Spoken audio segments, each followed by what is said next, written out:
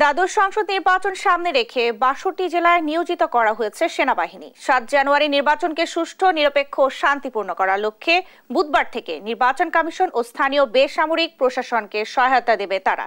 এর মধ্যে ৪৫ উপজেলায় বিজিবি এবং ২ জেলা সহ ১৯ উপজেলায় এককভাবে দায়িত্ব পালন করবে নৌবাহিনী। বিস্তারিত মাইনুদ্দিন আরিফের রিপোর্টে। আগামী ৭ জানুয়ারি অনুষ্ঠিত হতে যাচ্ছে দ্বাদশ জাতীয় সংসদ নির্বাচন অবাধ, সুষ্ঠু, নিরপেক্ষ ও শান্তিপূর্ণ করতে মঙ্গলবার থেকেই মাঠে সেনাবাহিনী। এরই মধ্যে দেশের ৬২ জেলায় সেনাবাহিনী নিয়োজিত করা হয়েছে বলে জানিয়েছে আন্তঃবাহিনী জনসংযোগ পরিদপ্তর আইএসপিআর। বুধবার থেকে নির্বাচন কমিশন এবং স্থানীয় বেসামরিক প্রশাসনকে সহায়তা করবে সেনাবাহিনী।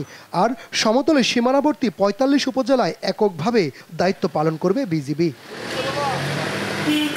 এছাড়া সীমান্তবর্তী ৪৭ উপজেলায় বিজিবি এবং উপকূলীয় ৪ উপজেলায় কোস্টগার্ডের সঙ্গে সমন্বয়ের মাধ্যমে যৌথভাবে দায়িত্ব পালন করবে তারা।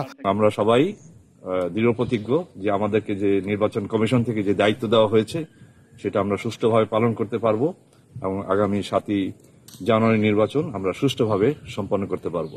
উপকূলীয় ২ জেলা ভোলা ও বরগুনা সহ মোট ১৯ উপজেলায় দায়িত্ব পালন করবে নৌবাহিনী।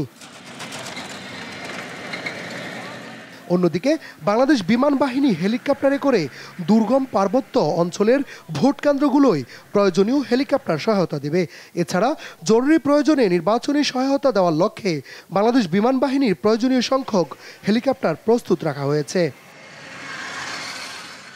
১০ জানুয়ারি পর্যন্ত নির্বাচনী মাঠে থাকবে সেনাবাহিনী।